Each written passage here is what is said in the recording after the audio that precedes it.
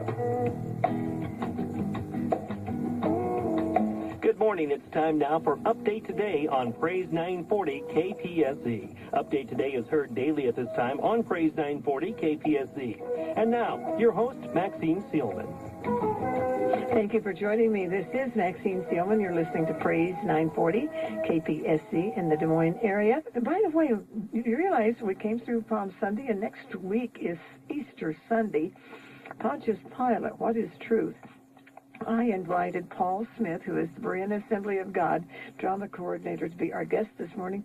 Good morning, Paul, and welcome back to Update Today. Good morning, Maxine. It's great to be here. Pontius Pilate, what is truth? This is going to be presented this coming Thursday at 7 o'clock at Berean, as well as Friday evening at 7 o'clock. Tell us about all of this.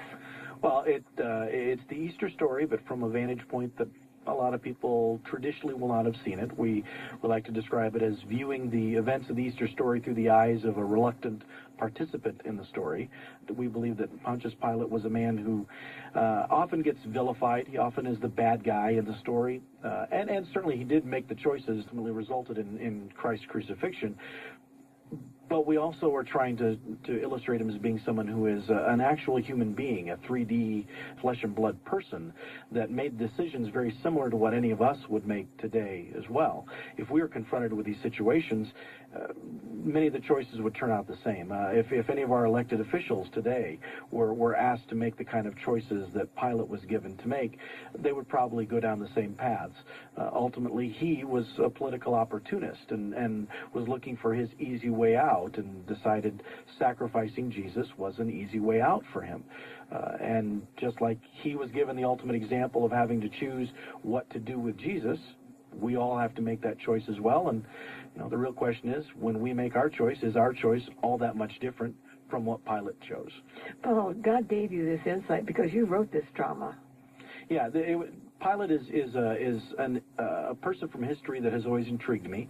Again, because he often gets stereotyped, and I didn't feel like there was really a lot that had been done to look at who he was as a man himself. And after doing a little more research into that, I decided, we really do need to tell the story from his vantage point of what we do know. History does tell us certain facts about him, not a lot, but a few facts and details about him. Then there is a number of other theologians and experts that have their theories about different elements to fill in the blanks of his story, what happened at the end of his life, how his life itself ended, and we've chosen to take one of those theories and we've dramatized it. Adequate parking, cost involved? No, admission is completely free. All right, and so that's this coming Thursday, Monday, Thursday, Friday, and both presentations will be at 7 o'clock. Correct. Well, let's back up a little bit. Who is Paul Smith? Well, Paul Smith is a guy who is into drama, who likes doing these kind of things, also likes history, and so this particular production allows me to marry the two of those things together. My own personal background, I have been involved with drama since a long time ago, since high school, even a little before that, I suppose, but formally in high school. Where did you call home then? I grew up in Carroll and was in several drama productions at Carroll High School. That's probably where I initially caught my bug, that I enjoyed doing those kind of things and working with those. And then after I graduated and went on to college, I went to Iowa State and studied for a minor in theater. But once I got done, I was a certified teacher, and I started working in a school district, and I started directing some of the dramas for the school district. And wasn't that fun working with the kids? Oh, that was great. The drama coach has, I think, almost as much influence over the cast as football and basketball, soccer coaches have over their young people as well. Yeah, well, and the drama director at the high school level really serves two purposes, which are, again, like you said, probably not all that much different than a coach, but one is to help guide them to tell the story, to follow the script, to do what they're supposed to do, which is what a director does. But at the high school level, you're also there to try to get those kids to understand they have this talent, and they need to open up. They need to be willing to express that part of themselves. They need to understand that acting is not you stepping out on stage and whether you look like a fool or not. Acting is you stepping on stage and you're somebody else. and you need to be willing to just then let yourself go as this other character, this other persona, and helping them appreciate the value of that. And it's really fun to see when they clue into that they're able then to excel. You know, I don't want to take too much time, but we have a grandson that's a stammerer. He came home from high school one day, and he told his mother that he had tried out for a play. And, of course, the mother just, the cold sweat. You think, well, how in the world? You have so much difficulty speaking. How do you think you're going to get on the platform and speak? He got the part, and we went to the play. And when he stepped out on the stage, he did not stammer one time. Wow. Because he said, that wasn't me, Grandma. I was playing the role of that individual. So they do that. Yep. His character didn't stammer, so he didn't stammer. Isn't that interesting what the mind can convey? Yeah. Then for years I've been working with church dramas. I started just directing dramas that we were doing at the church in Ames that I attended there. We would do these drama events that had the choir involved, and then over time the pastor and I we would be not necessarily happy with the quality of the drama scripts, and so we would start enhancing them, and I would start adding a little bit, and then we would rewrite half of it, and then we decided, you know what, let's just buy the music and I'll write the drama, and then this just kind of continued to merge, to evolve from that point. So. Now you're married and have a family? Correct. Yes, we have my wife Claudia. We both work downtown at different companies downtown, leading training initiatives for different companies. And our 2 adult kids are living with us in our home on the north side of Des Moines. And in fact, one of my daughter is actually in the production as well.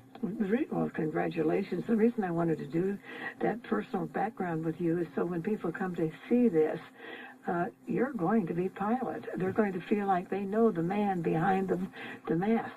Well, and I tell people that the reason I'm playing Pilate is because while I did write the script, I wrote Pilate's part so big that nobody else was going to take the part. So, but in all honesty, I enjoy playing the part as well because after having done all of the research and feeling like I formed an opinion as to who I see Pilate to have been. Will you be three-dimensional? Yes. I feel like I'm able to convey that. It gives me an opportunity to be able to give expression to that dynamic of what kind of man I think he really was. Talk about yourself for just a few more minutes, if you will. Your personal relationship with Jesus Christ. When did that happen and how?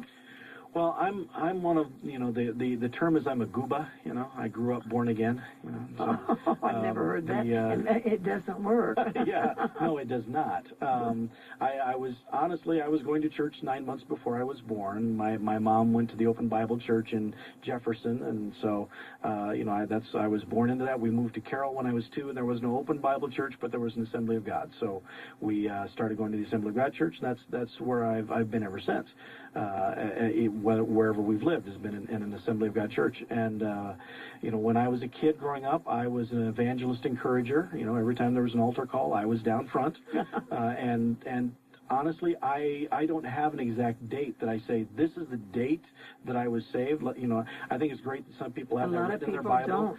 But I just know that there was a point where, in fact, it was about in my college years, I recognized that I'd been playing a lot of games, that I knew the answers to the questions because I'd grown up in church, but I didn't really know the author of the answers to the questions.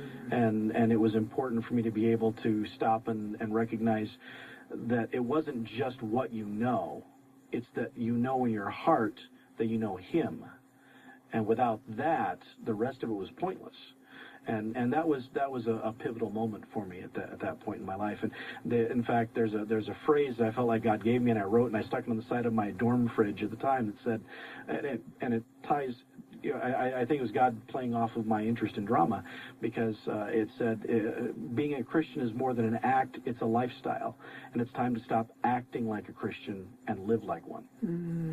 And so that was if I point to a time where salvation happened for me, I point to that point in my college life, because that's when it really clicked. That's when it made sense, and that's when I feel like I really chose to live as a Christian.